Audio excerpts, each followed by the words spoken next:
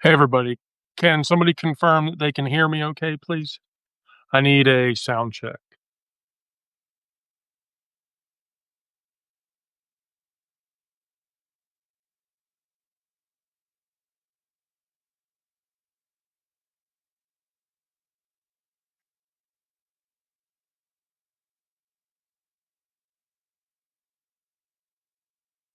Thank you, Edward.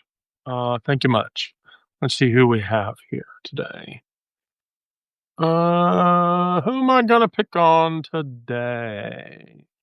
I'm gonna pick on somebody today, so I don't want to hear any complaining from anybody.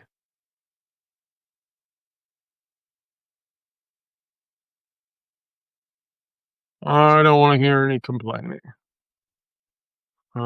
Sarah and Elaine. All right, so I'm gonna give you bitches an opportunity. Somebody's got to pick to be a co-host because I'm not gonna stand up here and do it all by my lonesome. So the first person that says they'll co-host is gonna get it.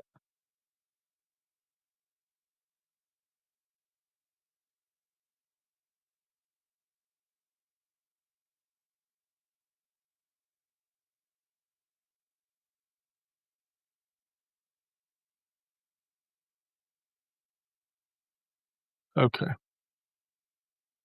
Everybody must be out having a good time. It's Friday fucking night, not sitting in front. Yeah, right. At least I'm waiting to see you volunteer.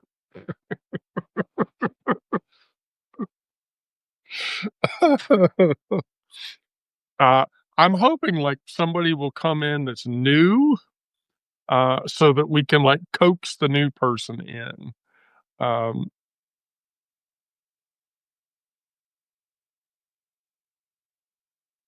Elaine, you're such a bitch.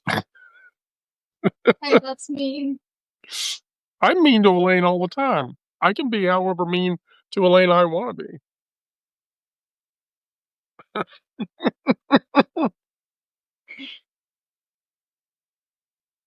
I picked somebody random at the top, so we're just going to see what happens, right?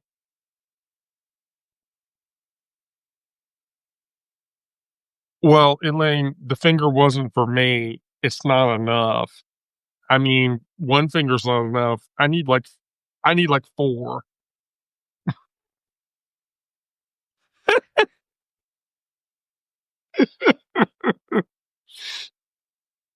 Here. You don't want to hear it. Excuses, excuses. I don't need it. Yeah, excuses. Excuses, excuses. Yeah, You're just having me fill in till you get somebody better. I know that. Oh no. Here's the thing, like if I bring you in here when I try to coax somebody, then it's more likely they're gonna play. Oh, okay. I'm bait. Awesome.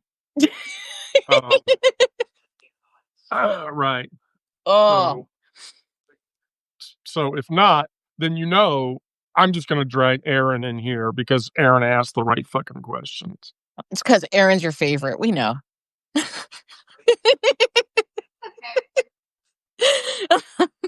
She knows it too, I'm sure. She has no idea.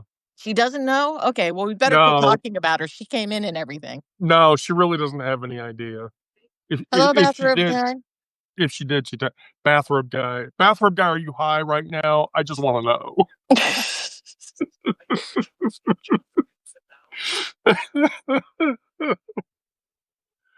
Oh. Oh. Yeah, right. So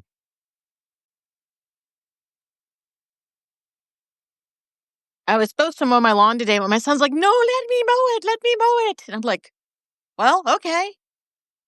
Then he's like, I'll do it tomorrow. And I'm like, oh, this is not going to end well. So it's tomorrow, and then wait, no, I'll do it tomorrow. Wait, I'll do it tomorrow. Pretty much. Oh, Sarah, you've rolled the dice out? Does that mean you've done the works?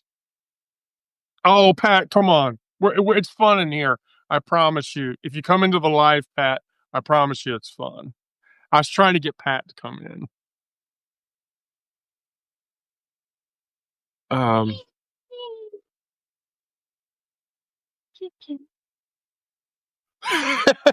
oh, come on, Pat. I promise. If you come into the live, I'll give you a free 30-day paid sub, and you get to ask me any question you want. Come into the light. We have cookies. Yeah. Pat, if I invite you into the live, come into the live.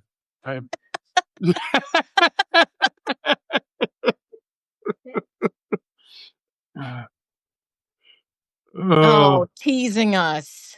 Come on, Pat.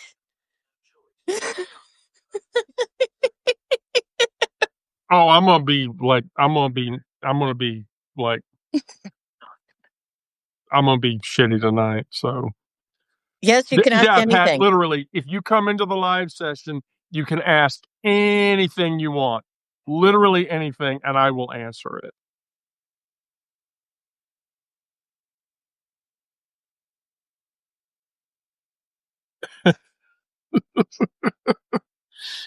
Um.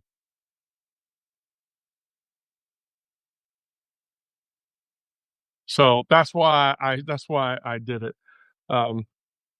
Because if not, then we're going to talk about toxic social behavior that I've had to deal with today. Oh, good. I was like, what did I do wrong now? No. Okay, I'm cool with it. I'm cool with it. So here, let's get the other person. Let me get up here. Let me get up here because the person I feel safe talking to about toxic shit is uh, another member of the 12. Um, don't even give me that look. Oh my god. Penguin shirt again. I love the penguins. We oh my are god, all we have a user called TBGBs. TBGBs, you have the coolest fucking name. Okay, so toxic behavior. We have to talk about this. So hold on, let me bring up the link because Charlie and I talked about this, and so why does my brain do that? Okay, there we go. All right, so I have a friend, and uh, my friend's name is Michelle. Now that's completely a pseudonym. That's not the person's real name, but and so here's the setup. My friend uh, was in a marriage with somebody who transitioned. Okay. And when they transitioned, things got super fucking toxic. Like super toxic. And like toxic in a way that people can't grasp. And so I follow their ex now on Blue Sky. And so uh, here's what happened. So I was talking to Michelle one day, and Michelle was like, "Hey, did you see where my ex posted this shit on Blue Sky?" And I was like, I hadn't looked in a month or so. What the fuck is it?" And Michelle's like, "Oh, she posted. So it was they were married, and she identified as male and is now a fully post-op transition female. And so the statement was, um, she was responding to somebody on Blue Sky talking about a toxic ex. And she says, "This was my ex. She did everything that she could to keep me in the closet, getting mad when I came out to her mom, sobbing because people were staring at her. And let's not forget that she consistently told me, 'I don't want a wife. I just want you to be normal.' If you find yourself in a situation like this, leave." Now, here's the thing. Yeah, it's super fucking toxic. So Michelle told me, she was like, I, "You were around me at the time that this started to go down, and so you were privy to some of those conversations." And I said, "Yeah, I remember." And so, for example, one of the things that happened. Oh, Nick, it's bad. And so here's what happened. So when there was a conversation that I witnessed between these two, where literally her ex, post-op full transition, literally told me to my face that Michelle was a lesbian without asking for Michelle's permission to do that because she had fully transitioned. Well, now that I'm fully transitioned, she's a lesbian, like right out of the gate. Mm. Now, tell me that's toxic because I really think that it is. Yikes. I mean, outing people is not. Yeah, that's up to them Yeah. and when they want to Yeah. and how they want to. Yeah. Period. If people out people on purpose, that's fucked up. Yeah. Like viscerally fucked up. Usually you only do that if you want to hurt somebody. Well, right. So, we were going back and forth. And so she says, I asked her, I'm like, did you ever dead name her while she was going through that process? And Michelle was like, no, I never dead named her. I tried to follow the rules. Michelle was like, my insurance covered all of her surgeries, all of Oh, her wow. medications, all of those things. And so, Steve, yes, her ex was toxic in a way that I'll get to that though. So, uh, you know, you know, so like for instance, when she was transitioning, she said it was okay if I referred to her as her dead name to work people because I didn't know how to explain the whole situation without, making it difficult. She didn't even pick a new name until she was trying to get approved for bottom surgery. So name ambiguity existed in that transition. And keep in mind, through the whole thing, I was still learning who I was. And that's true. I mean, Michelle, like, I was trying to help Michelle kind of navigate this space because, from Michelle's perspective, it was this amorphous thing that she didn't understand. And so Right. I spent a huge amount of time trying to educate her. I'm like, this is how it is. This is what happens. This is how it goes. When this happens, do this. When this happens, do that. And so Michelle got to where she was calling me mom. And so, Mom, this happened today. And I'm like, oh, okay. So that's this problem and deal with this. And so, I told her, I'm like, okay, this is really, really bad. And so she says, um, um, I don't know what to do. I, and so they split up, they divorced, and one went one way and one went the other. And so the whole reason that Michelle keeps up with her ex is because her ex is toxic. And so Stevie asked this question. Prior to transitioning, this person tried to reinvent themselves every time, iterative times, 25 times over in a 15-year period to make herself relevant. First, she came out as a writer. She got a writing contract for $10,000 to write a book. Book never got written. She tried to do something else and get a bunch of certifications. Never took the test, never certified. So we're talking about a person who launches and then fails to launch, launches, fails to launch, launches, fails to launch, iteratively over. And then they started their gender transition to remain relevant for entirely the wrong reason.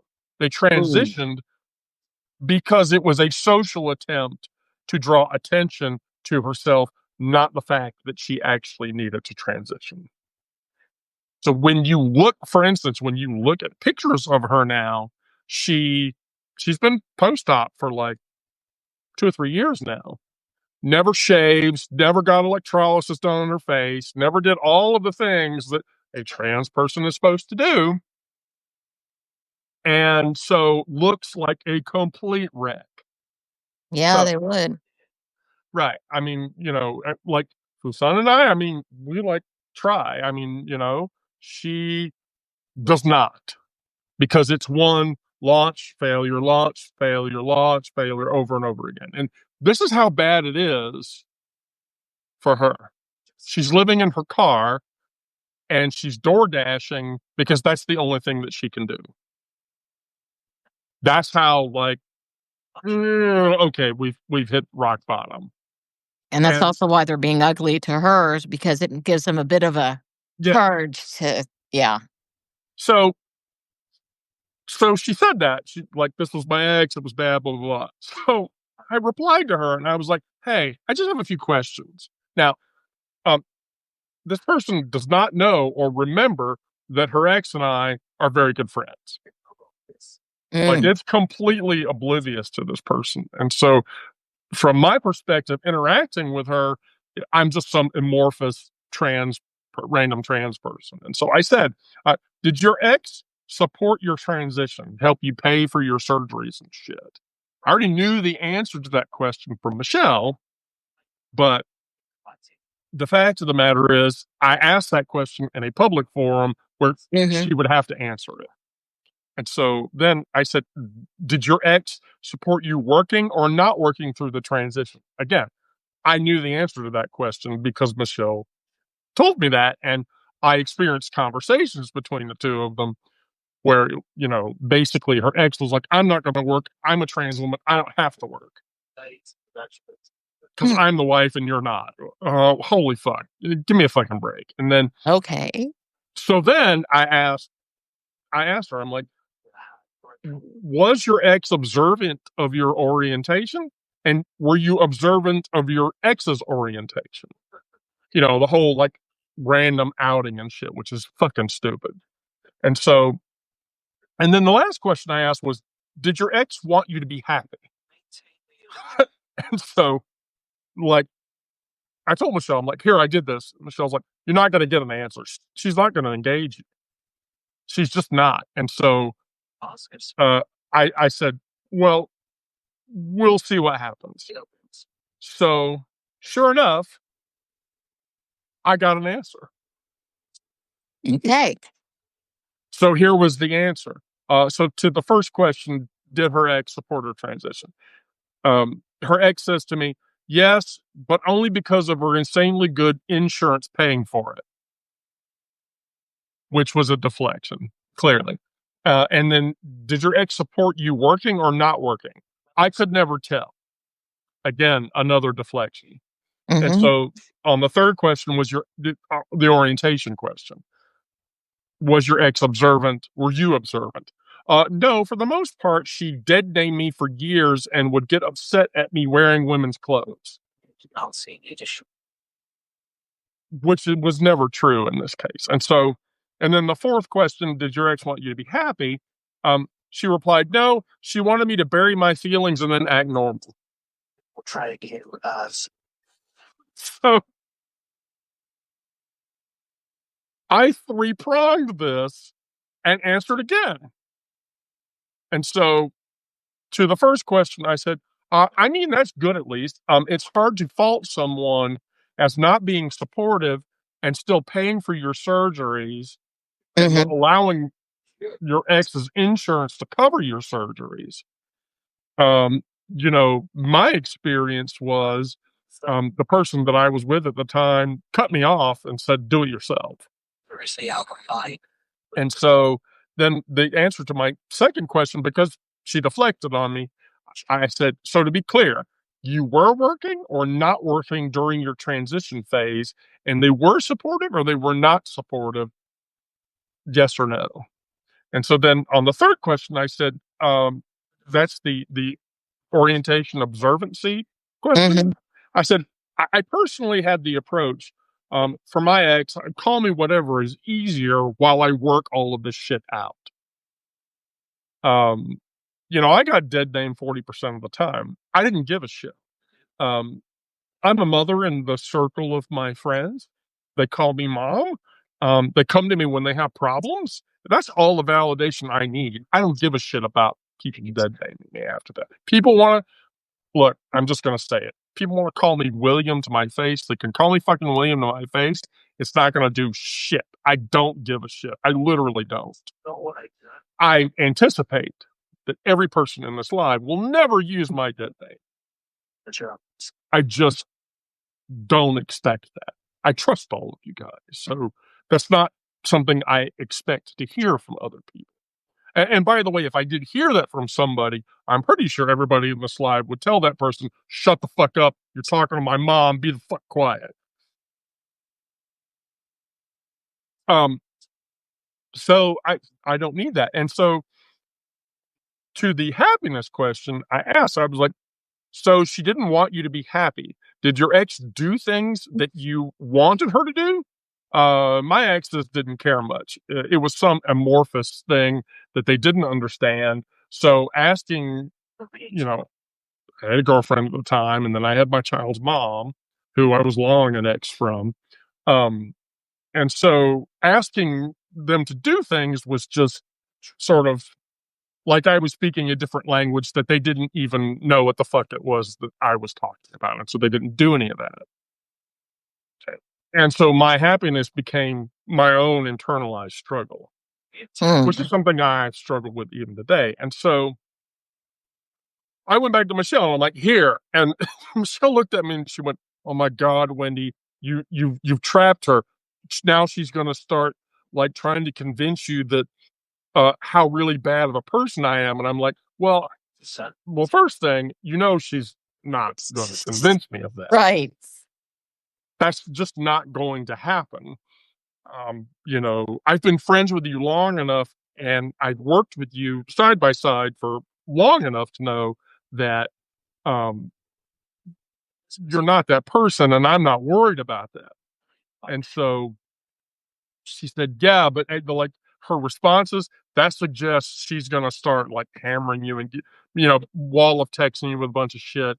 And then you're going to get, and then you'll hate me. And I'm like, no, that's really, I don't. But I did tell her, I'm like, I will tell you this. If she starts just outright fabricating lies over and over and over and over and over and over again, I'm eventually going to use your real name and say, oh, I need to go talk to Michelle about this and see what she thinks and see what the fuck happens.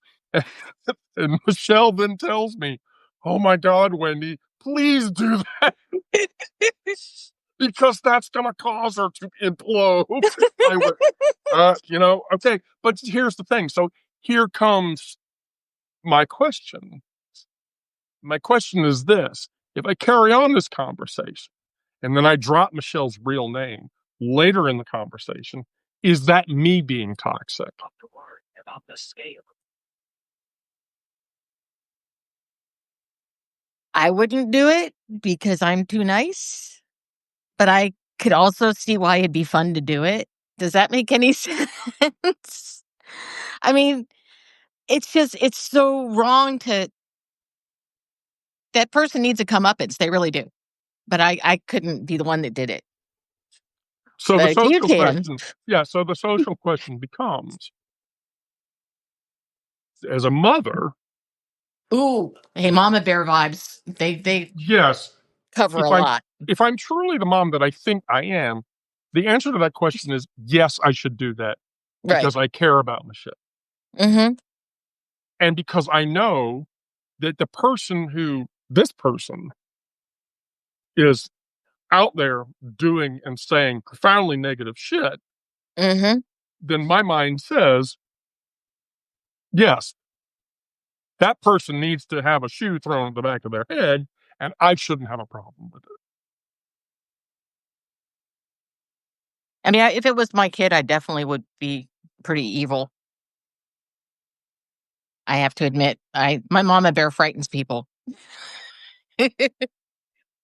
Thank you, Beth. Beth, I know it's been a really hard day today, Beth. I want you to know I did send you a message. We will be talking on Monday.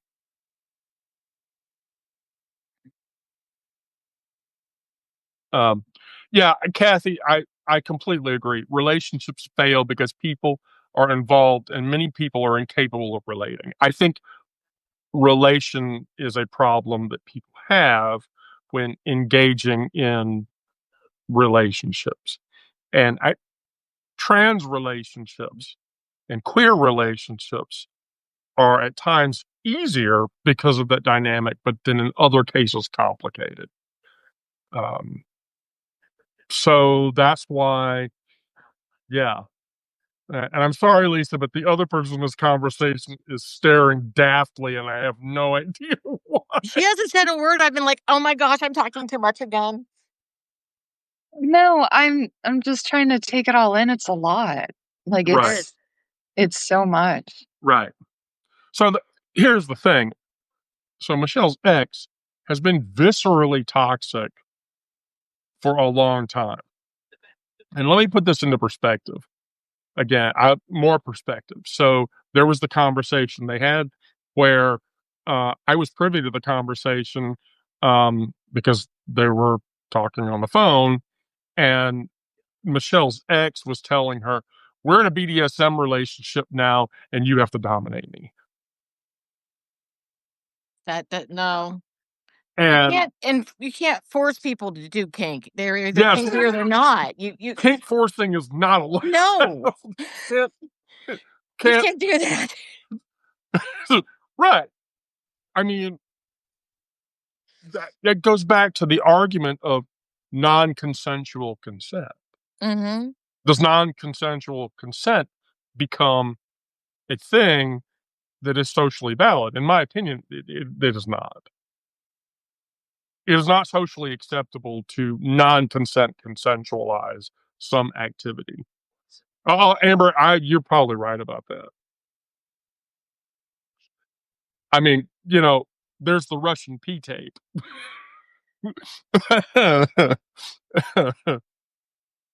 um, I mean, look, I could make any number of random assumptions about that. But so, yeah, that's the kind of thing that Michelle's ex did. Like, one day Michelle came into work and she was all upset. I'm like, "Are you okay?" And she was like, "Yeah, I have to be vegan now." And I'm like, why do you have to be vegan now?" And she's like, because my ex, this was before they were exes, my spouse has said, she's vegan now. That means I have to be vegan now. And I'm like, um, I don't, it doesn't work that way. You can't. Yeah. Circle, peg, square hole does not work that way. You can't force something in that was never meant to have it forced in. You, it just doesn't work. And so yeah, I guess I'm asking my readers to validate me by saying, I understand what you're doing. You should keep doing it, or you're going to do what you do, and it might have this effect, and you just need to be aware of that. I can understand the temptation. There's this righteous rage when you see someone being hurt and they didn't do anything to deserve it. No. I can see that. I know if I did it for my son, never hear the end of it from him because he would not support that. Right.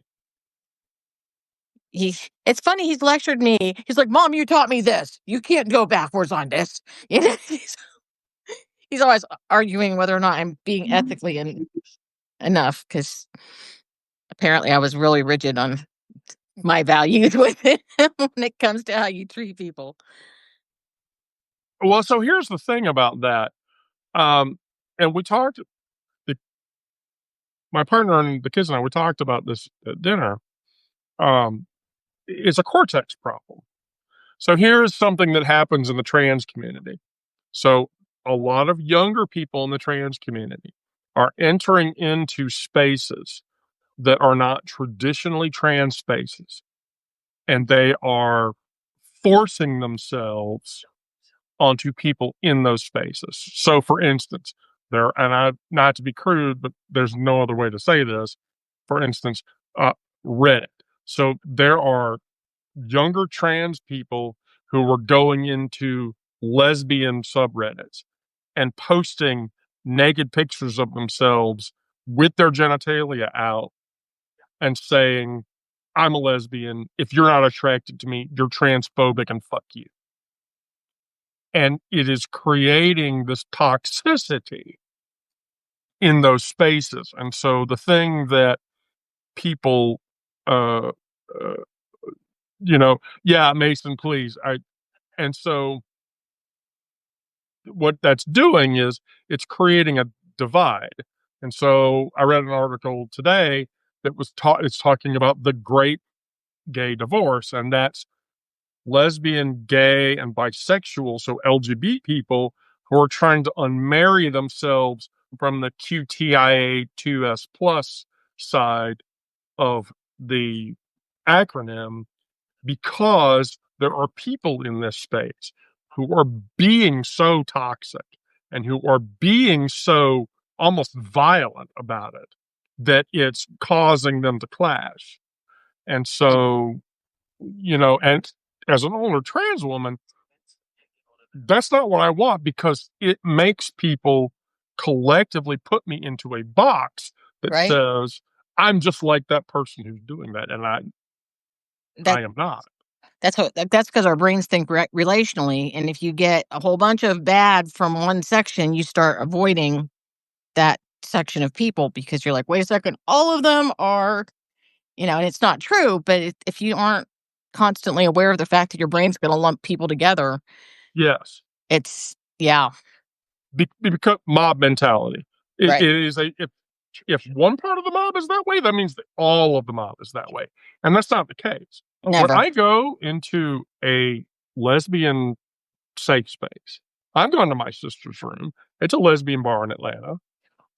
And I'm very respectful. I go into MSR, my sister's room. The first thing I'm going to do is go up to the bar and talk to the bartender and say, "Hi, I'm a trans woman. I am not here to invade the space. I am not here to invade sexually or otherwise. I'm literally just coming in here to be social. Is that okay?" And almost invariably, every amount of the time, especially if one of the stone butches is behind the counter, I get hit on. "Oh, you're really cute. You should stay in here. Don't go anywhere and let me find you later." Because for whatever reason, when I go into a sapphic safe space, like a lesbian bar, I get hit on constantly. Yeah. "Oh, you have a cute ass. Oh my God, that dress looks really good on you. Oh my God, I want to get into bed with you." And then, you have to tell them, I'm trans. If you go south of the border, you're not going to find what maybe you want to find. And invariably, I get told, I don't care. When I see you, I see a woman. I don't, that's like 6% of you. The rest of you is what I give a shit about or whatever. And I'm like, okay. And so what I don't understand is why younger people who are, like the Lily Tino girl on TikTok who's going into female bathrooms and in Disney World and peeing standing up and doing all this shit. Part of it's probably anger. Well, no. So the whole Lily Tino thing, that's entirely about rage baiting. That person, and I won't say that, a major portion of the trans community thinks that Lily Tino is just playing the part, that they're not actually transitioning, that they're literally trying to, "Oh, Millicent, go have a good evening. Please be safe. Thank you for coming." And so, like the whole Lily Tino phenomenon is like, they're not really trans, that they're trying to, yeah, Kathy, that's the problem. Is there is a divide in the community now because of this abhorrent behavior. And that behavior is encouraging all these negative aspects to happen. And so as an older trans woman, it bothers me because, Pat, you're completely right.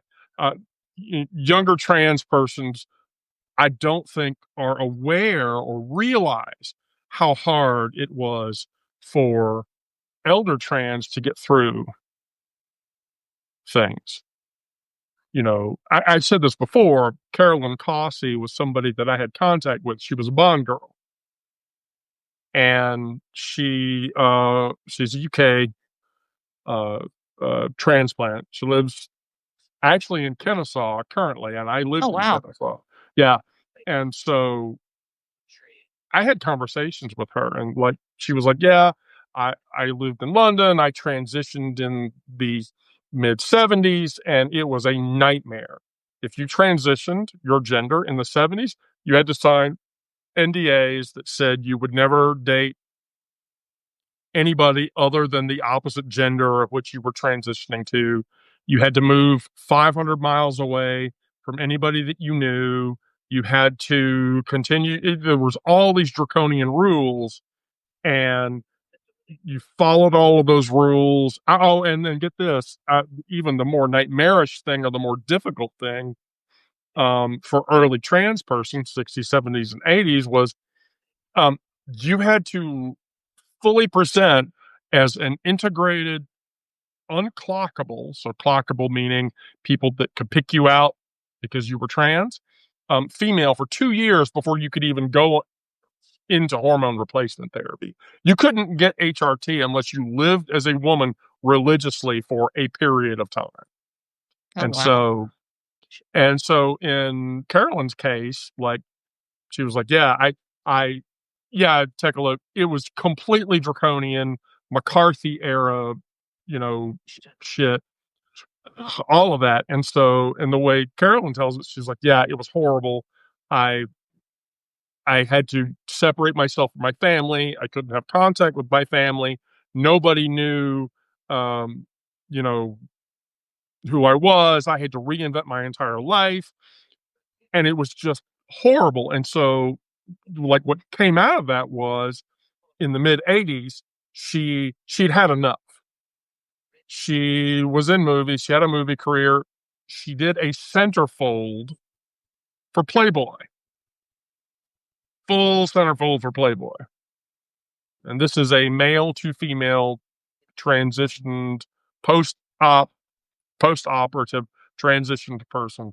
And she did a Playboy spread and nobody could tell. Mm-hmm. And so then in '85 or whatever, she went on Geraldo or Donahue. I think it was Donahue, but anyway, went on a talk show and said, "Oh, yes. And by the way, I was a man."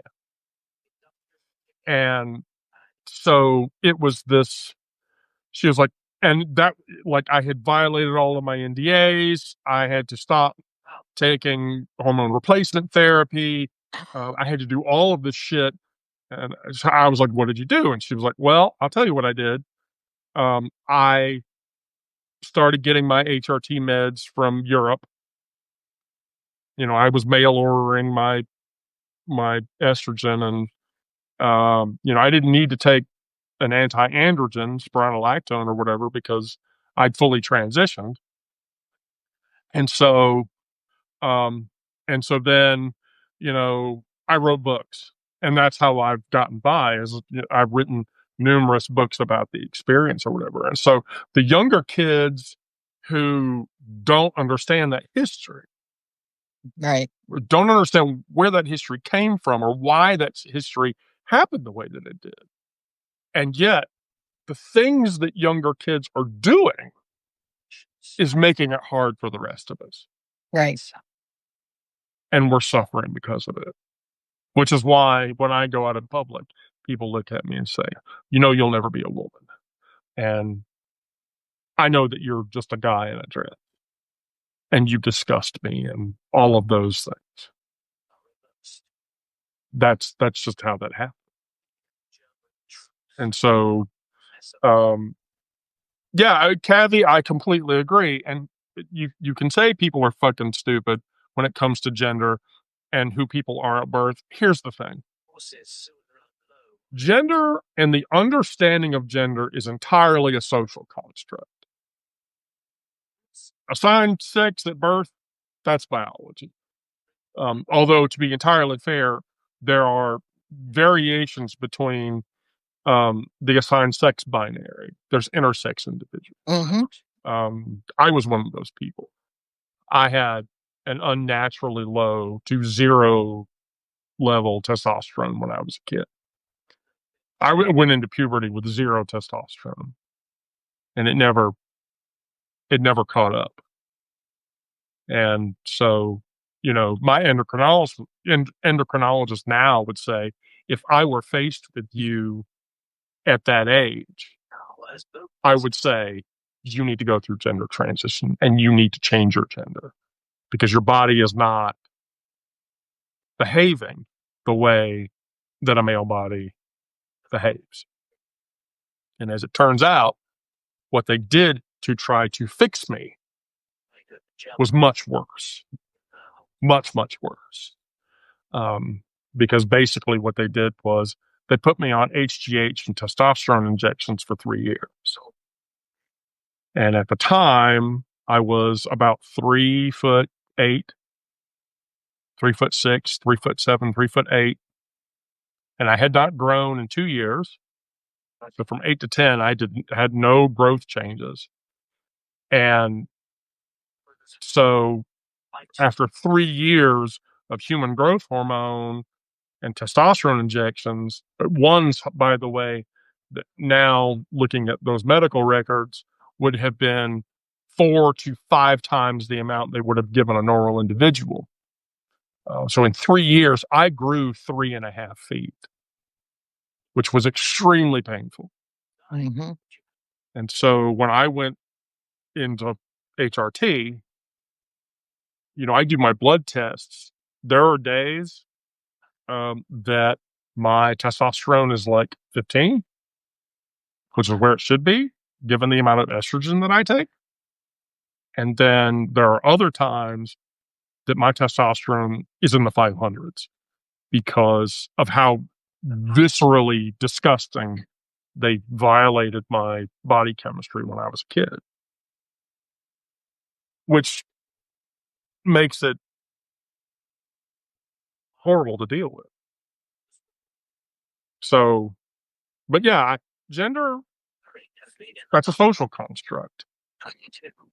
Gender isn't decided by your biology. Gender is decided by, what box you fit in. Indian cultures have two-spirit people. Yeah, right. Like if you don't fit into a box at all, there's another classifier for that. Or, in Indian, Native American cultures, two-spirit. In Indian and Indochinan subcultures, it's called Hajira. Hajiras are cross-gender, separate outside of the man and woman binary individuals. They've been in Indochinan culture for 16, 17, 1800 years. And so gender is just a social construct. It's not a binary, and it's not determined by your biology. To a much larger extent, the assigned sex at birth is that way. There are XXY births. So an extra set of chromosomes. There's XYY births. Intersex. Klinefelter syndrome. Turner syndrome. Now, what the Christian people will tell you is that those individuals are genetic mutations and that it's a disease. That's not true. You can't look me in the face and say, because your testosterone was nothing when you were a kid, that means you had a disease. No, that's a genetic presupposition. That's a factual genetic presupposition, by the way, because of how my brain processed hormonal levels. So, which is why I get pissed off when people tell me I'm not a mom, because then it just gets me really fucking mad.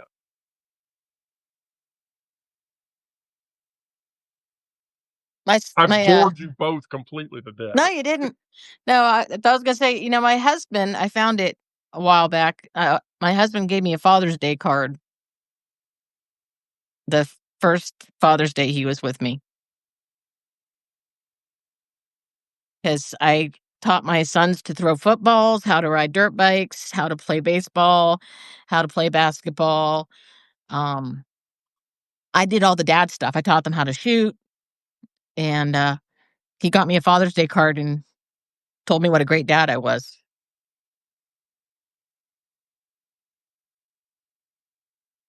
You can be a mom, I can be a dad. Again, he's right. It's a social construct. And whatever that construct involves, that's a person's choice. Mm-hmm. I'm very June Cleaver. I think June Cleaver was the most amazing mom ever. And I literally want to live the life of June Cleaver without being the bend over and let Ward go rough on the beaver. Ward, don't you think you were a little hard on the beaver last night?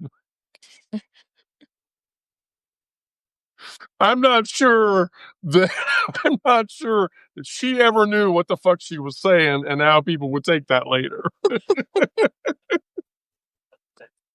Yeah, Pat, you're totally right.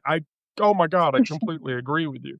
But I've said that, like the trad wife, traditional wife, the trad wife thing. I love that idea. I'm just not going to be the person that gets walked all over because of it.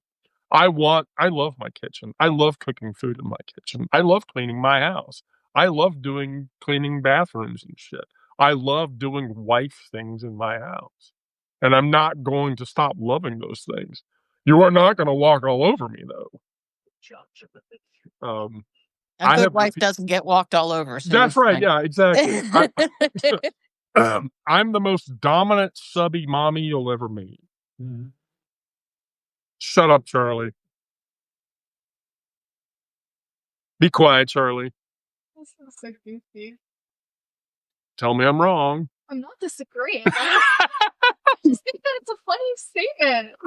It just has funny. It sounds funny. Okay. I'm not a hater. Okay. I mean, funny how? funny like a clown. I amuse you. I make you laugh. I'm here to fucking amuse you. What the fuck is so funny about me?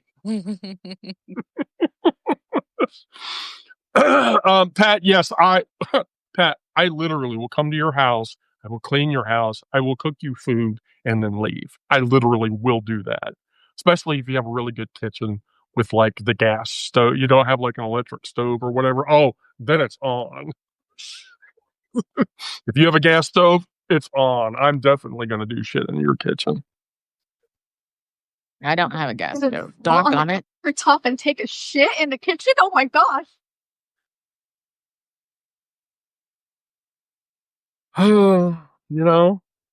Mama's going to have a little chat after the live is over. What, is my humor not peak? Sarah, I'm jealous. I didn't say you were unfunny. I just said we were going to have that little chat. Should I be concerned?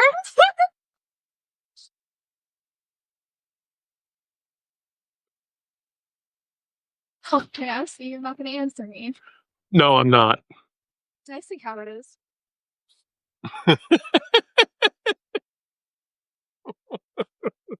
I don't make us get the belt. Did they ever say that on Leave It to Beaver? I don't think that they did. Right. I mean, corporal punishment was never a thing on Leave It to Beaver. Just on Leave It to Beaver and the Dick Van Dyke Show, people didn't sleep in the same bed. There were 2 twin beds in the master bedroom, and they slept in separate beds. I never understood why that was a thing. Can someone explain that to me? Why did Rob Petrie and his wife and the Dick Van Dyke Show not sleep in the same bed together? Because back then you weren't allowed to show that on television, right? I must have been, right? Well, actually, I was reading somewhere that beds where people both slept together weren't a thing in the beginning. That single beds were more common than double beds, but I've seen Williamsburg, Virginia, where they had double beds, so I'm not quite sure where the single bed thing comes from. But there was apparently a period of time where single beds were marketed as being better sleep than sleeping with somebody, and there was this period of time where people got single beds instead of doubles. I have no idea. I'm assuming it was actually just so people could make more money. Buy 2 beds instead of 1. Make more money. But yeah, there was supposedly a marketing period where they did single beds instead. But I think was the Brady Bunch one of the first places where you saw both adults with Yeah. beds So at the same time? That they're reading books and talking. right. But here was the weird thing about that. You know, the guy that played the dad was gay, right? Right. What?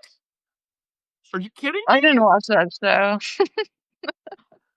The Brady Bunch. You never watched the Brady Bunch? Okay, Aaron.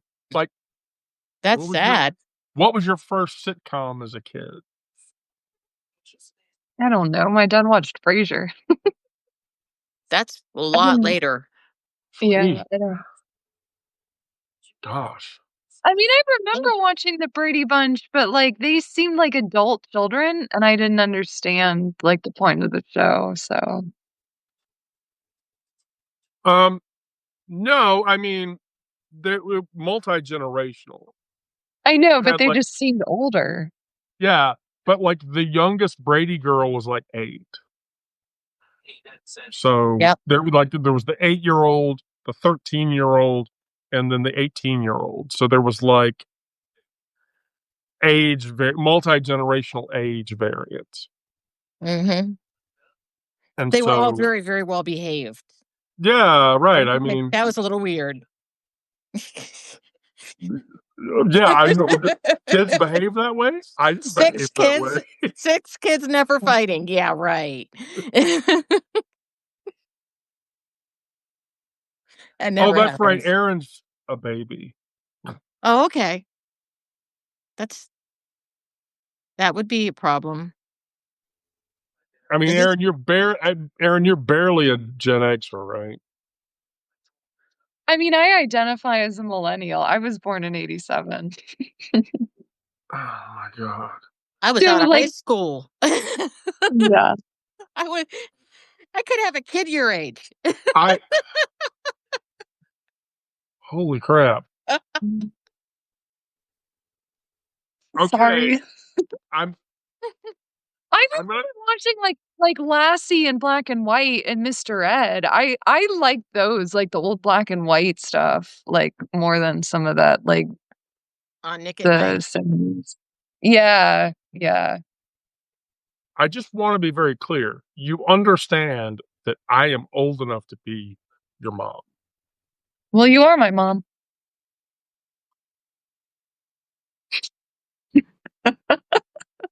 That's so sweet. Got something in my eye. Yeah, you're gonna make Wendy cry. Okay. Okay.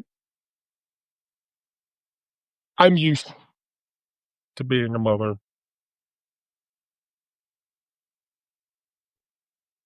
Oh, okay. Whew. Thank you, Charlie. You're also much younger, actually, than my mom, so don't feel that bad. I'm much younger than your mom. I mean, she's like 70. Oh, wow. Oh my god, really? Mhm.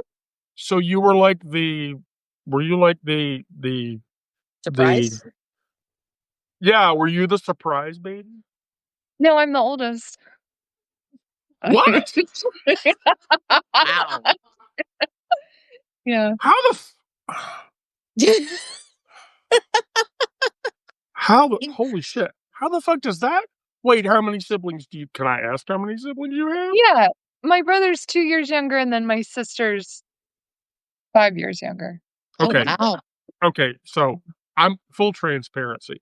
So I have 2 sets of siblings. So maternal siblings from my mother's second marriage, and then or paternal siblings from my dad's second marriage, and maternal siblings from my mother's second marriage. So the 2 that I don't have a relationship with at all, like we literally hate each other, and if either of them showed up at my door, we would be going to the hospital. Is that brother there's 7 years between he and I, and I'm 53. And then that sister, there are 12 years between she and I. Now, the two siblings that I actually have relationships with that I openly talk about, my sister Gia and my brother Dan. My brother Dan and I have 6 years between each other. And then my sister Gia and I have 14 years between each other. And so I have always been the oldest sibling in either case. And so wait, Kate. Oh my God. Kathy, I literally will be your mom if you want me to be your mom, and I'll stand in for you, I promise. I've been a mother to a lot of people. And I want to be clear, as a spiritual person, I have remothered 5 people, 3 of which were people that were very close to me, who had unhealthy mother relationships. Remothering is something that as a druid, I know how to do very well, and in a safe environment.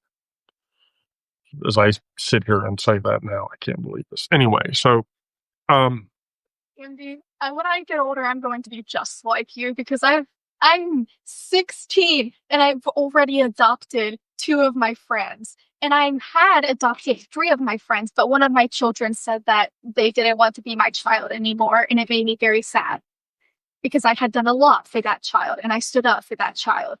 But they were like, sorry, I don't want to talk to you anymore. And I'm like, well, damn. I raise good kids.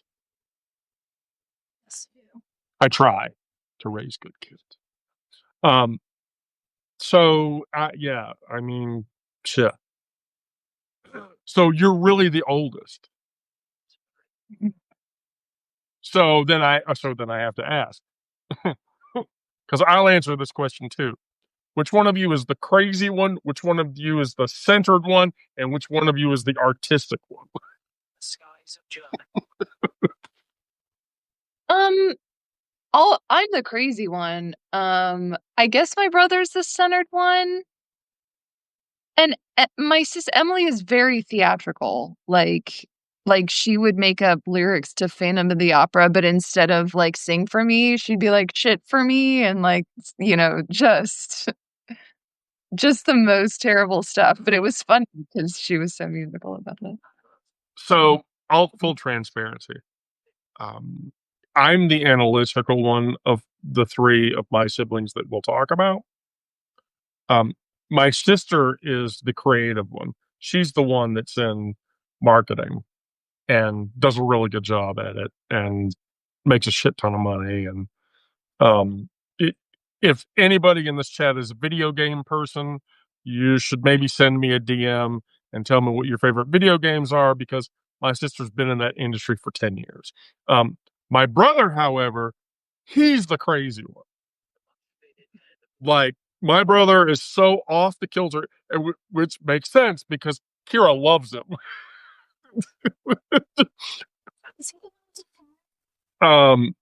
No. My brother, Dan's soon to be wife, by the way, he's finally going to get married again, and I'm so happy about this.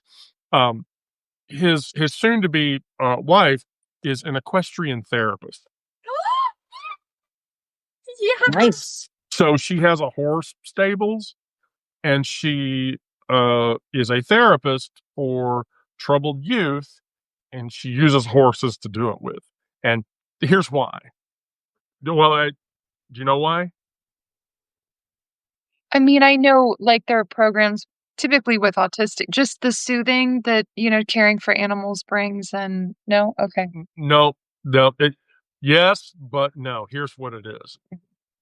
Horses, and much like bovine, are extremely intuitive. So, Sure.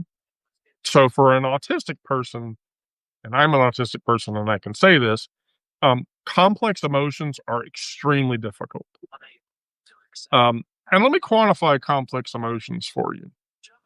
The girl that I dated before my girlfriend Karen, who's mentioned in my biography, by the way. I dated this girl for like 6 or 7 months.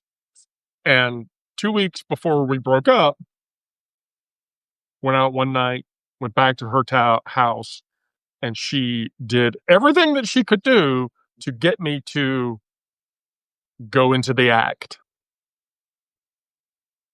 And it went over my head.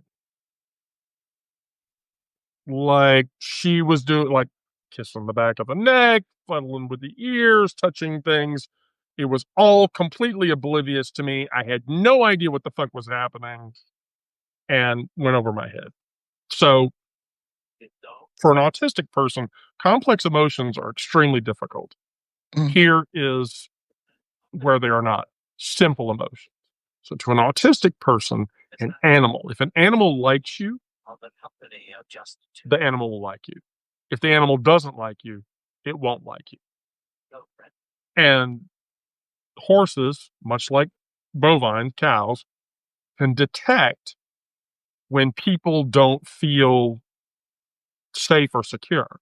So if a horse approaches you and gets very wily and very like touchy, it's because the horse can detect that you're having anxiety or that you're not comfortable with the situation. And so You have to stay comfortable for the horse to behave well. you have to.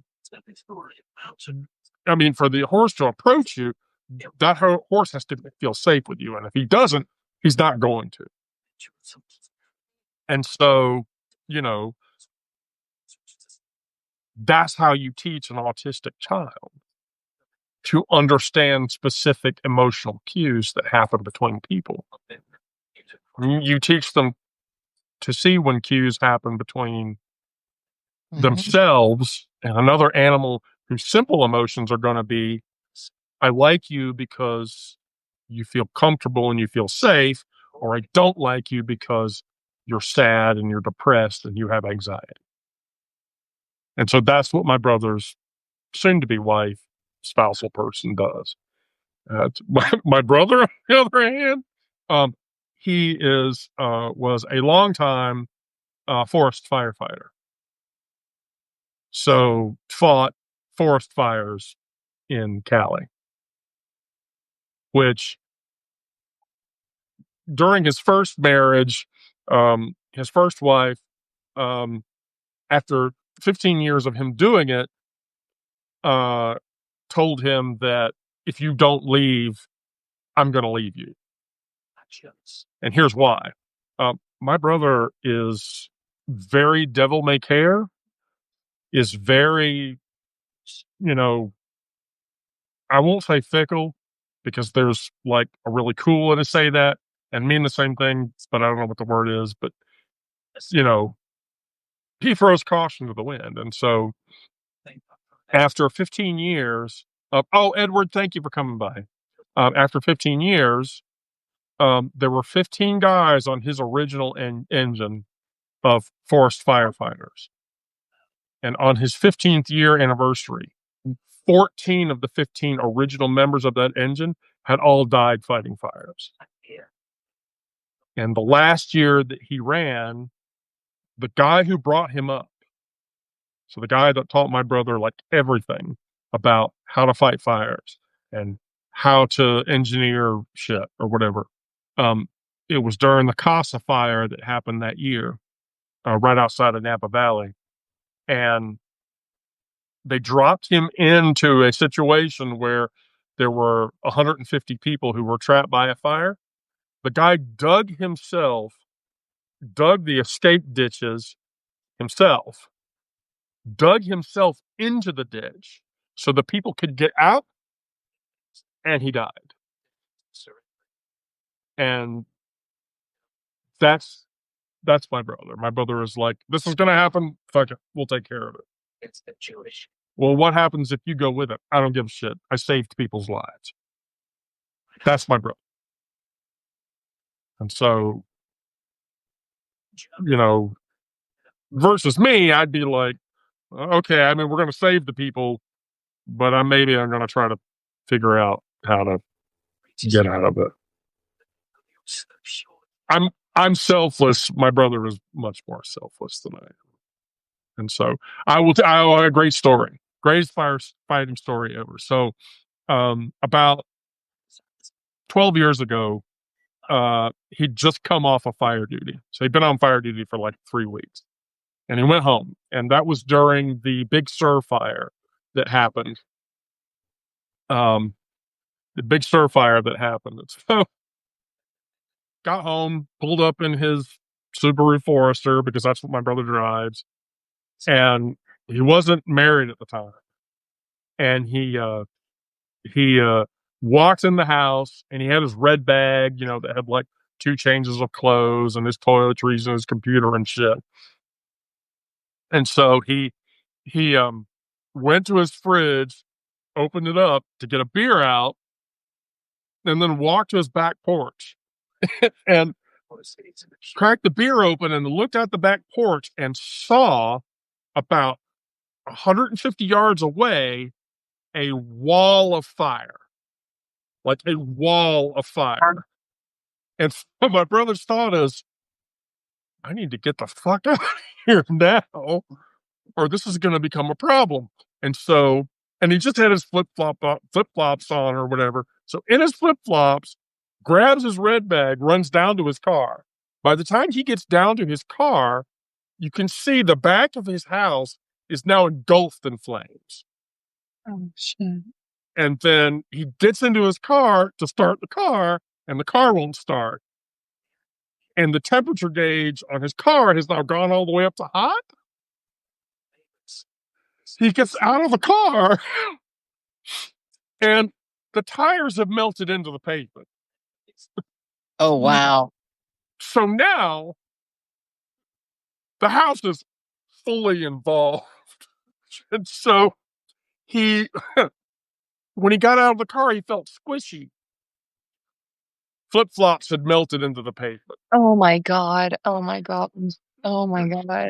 Took That him story is off. giving me anxiety, even though I know he's still alive. There's so much- Right. He was like, Wendy, I took my flip-flops off and I grabbed my steel boots from the back and I put those on because the pavement was like 115 degrees at this point.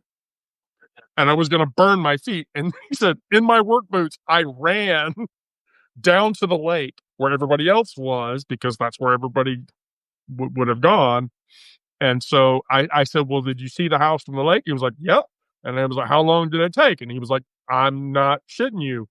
5 minutes after I got into one of the boats in the water, to go across the lake to where safety was, my house had completely burned, was so engulfed in flames that it had gone to the ground or whatever. And so really that should have been like the thing for my brother to say, okay, fuck this. I'm not doing this anymore. But no, he did it for like 5 more years or whatever until he got married to somebody who said, you need to fucking quit.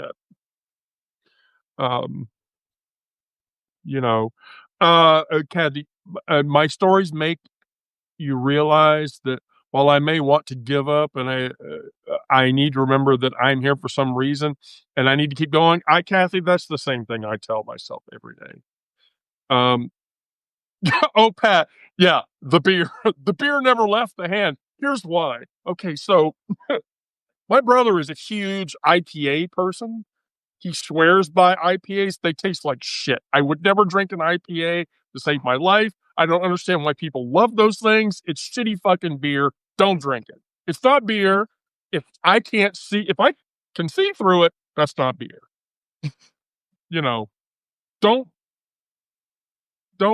Eileen, my brother lives in the East Bay now.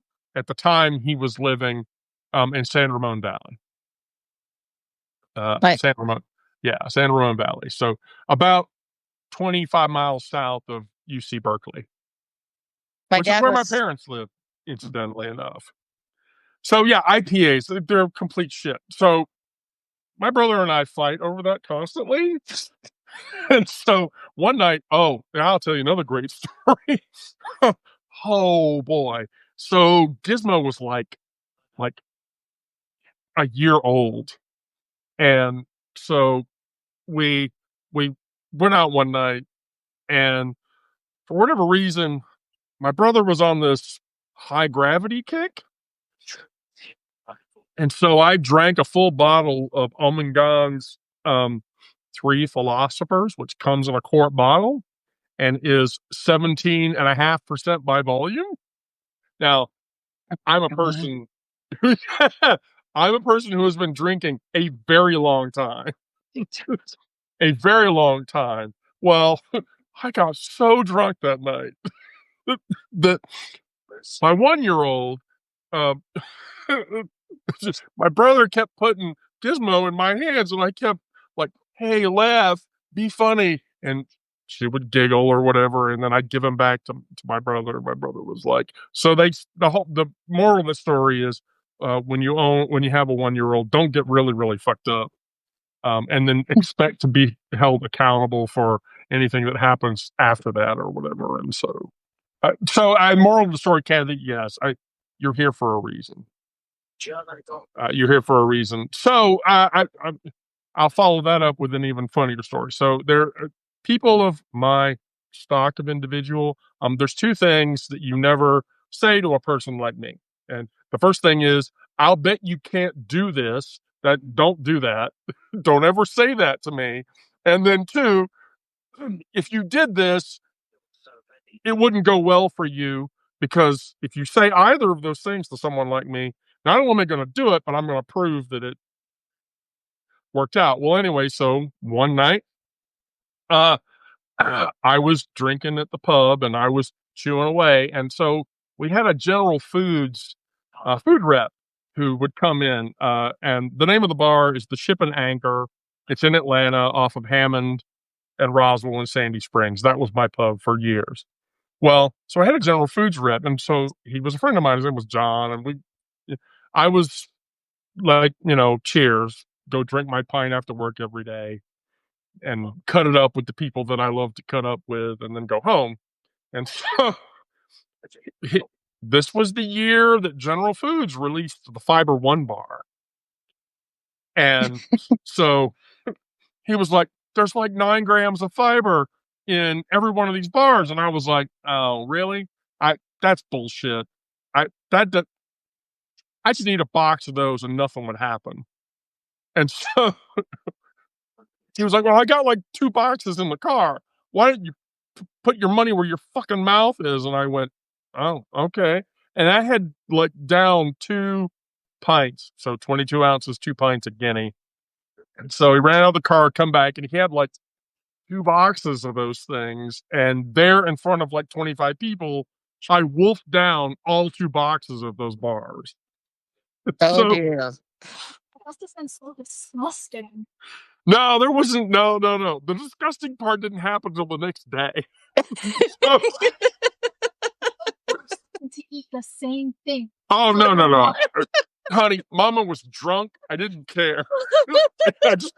I just had to prove it to everybody that it could be done. So yeah, I was way fucked up. I didn't give a shit. So I think you gave all the well, shit, Wendy. I went home, and then the next morning, I had some lower GI shit going on, and I picked up the phone, and I was like, "Hey, it's me." And it was my doctor, and he's like, "What happened?" And I'm like, "Well, I was at the pub last night," and you hear him go,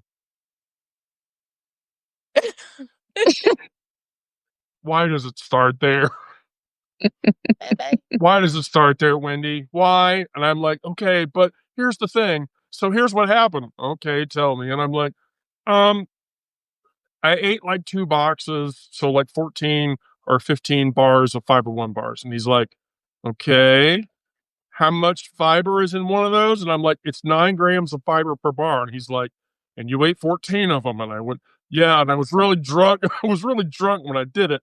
And he's like, "Okay, um, I'm just gonna tell you something, all right?" And I'm like, "What?" And he's like, "They're gonna work today.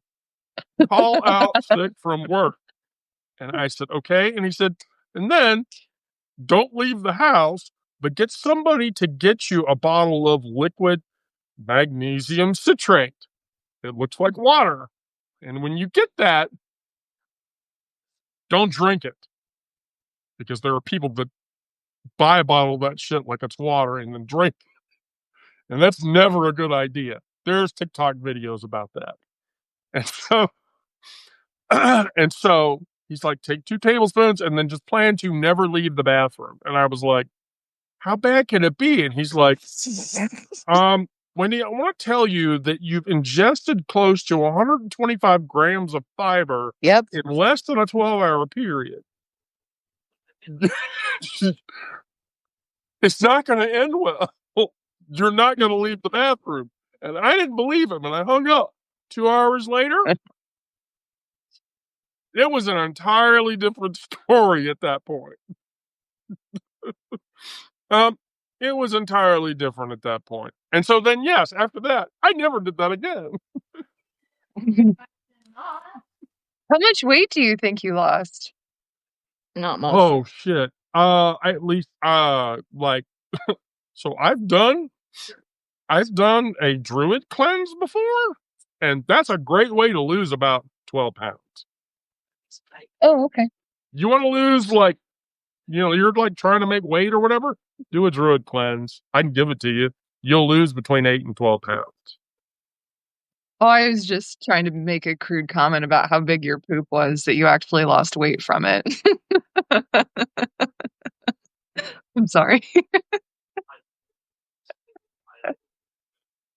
I mean, you don't really lose weight when you poop, do you? I mean, you feel better, but I mean, from a digestive perspective, there's usually, especially if you're, okay, Aaron, do you consider yourself a carnivore? yeah, I eat meat. Okay. You probably have between 6 and 7 pounds of undigested.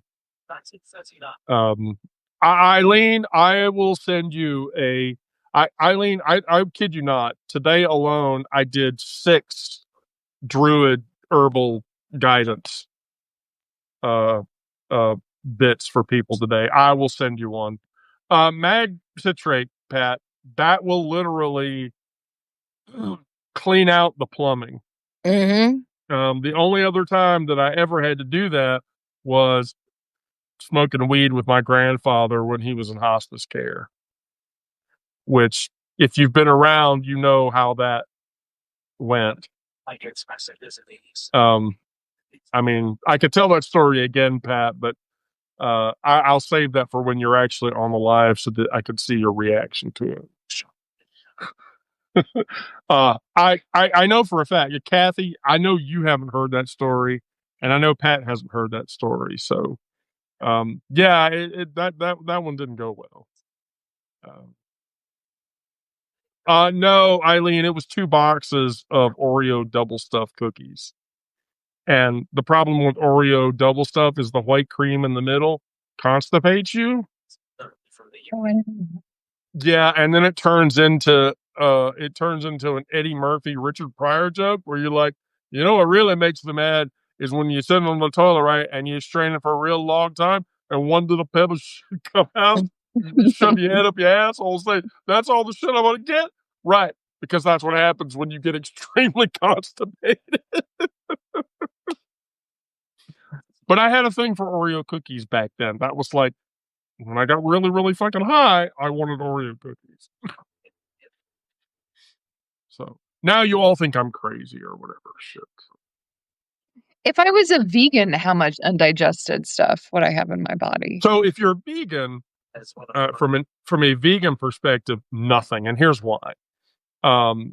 Veganism encourages, I hate to say this, this is why, like people say, like, if you lead the druid lifestyle, you're encouraged to eat in a paleo-like way.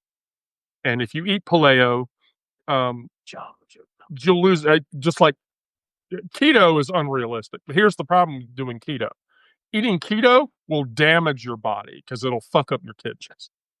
Because you'll go into ketosis, and going into ketosis is not healthy. You don't want to do that. But if you eat paleo, that's how you, paleo. It's paleo, whatever. Anyway, you eliminate complex carbohydrates. So simple carbs, so brown rice and not wheat, because your body was never meant to digest wheat. Yeah, Craig, it isn't. It really just. I know I'm entitled to my position. You can tell me I'm an idiot. I don't know what the fuck I'm talking about, but ketosis is dangerous.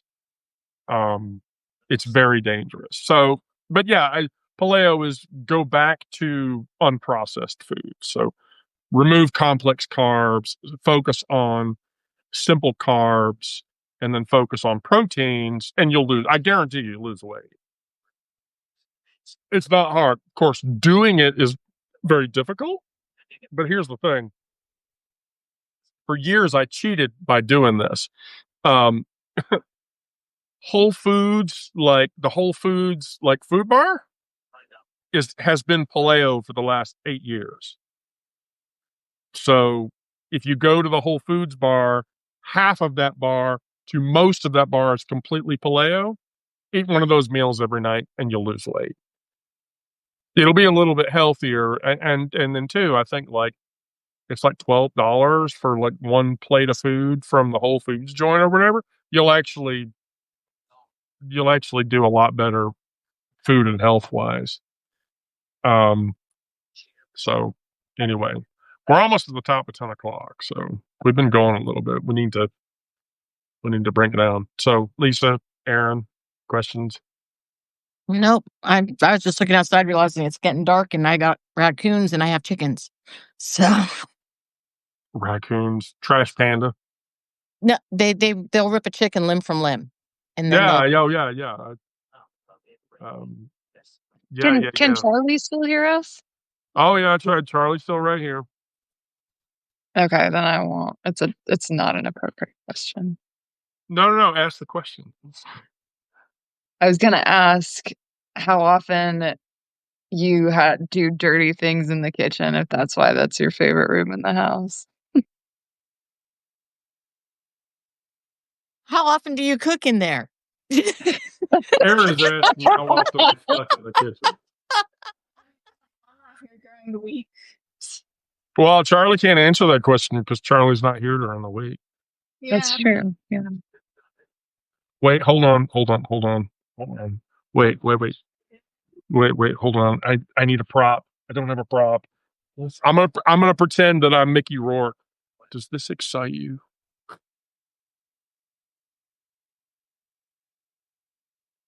We've all seen 9.5 Weeks, right? Yeah. No, Mickey Rourke and Kim Basinger. no, actually, I didn't. What? No, No. Okay, I command you to go and watch that movie now. let me write No, it down shut for up! Don't later. listen to her. She doesn't know what the fuck. She doesn't know what the fuck she's talking about. Oh, Eileen, 9.5 Weeks. Kim Basinger and Mickey Rourke when he actually looked not bad. Yeah. I don't know. Washed up Mickey Rourke's kind of cute too, in a weird washed up way. Well, now he's like ugly. Yeah, Kidding. he's like, how? Oh my god! But like when he was younger, like he had that Italian, cute look or whatever. I mean, I'm not gonna lie, sure. But yeah, that's yeah. Here's the thing, Aaron. If you like food porn, you should watch that movie. Okay. Yeah, if you like food porn, you definitely should watch that movie. Of course, that movie was also the movie that will convince you not to spray whipped cream into orifices of your body Oh. because it's very unhealthy to do that. Cool Whip or whipped cream? No, whipped cream. Okay. So Cool Whip's okay. Or yeah, I think Cool Whip. Wait, Cool Whip. Cool Whip. So wait, we have Family Guy people in here. We all know why that's funny. Mhm. Why are you saying it funny like that? Say whip. Say Cool Whip. Cool Whip.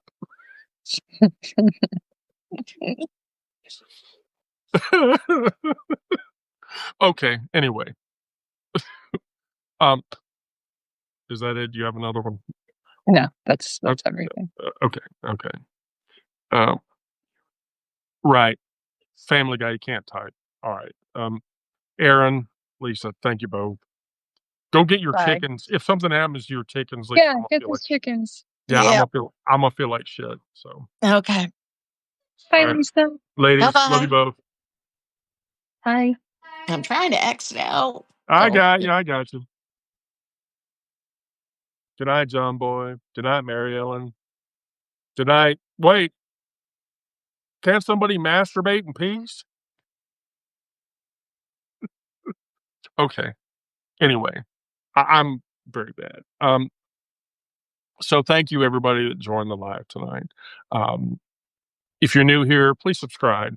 We're a giant family here. We treat each other like family members.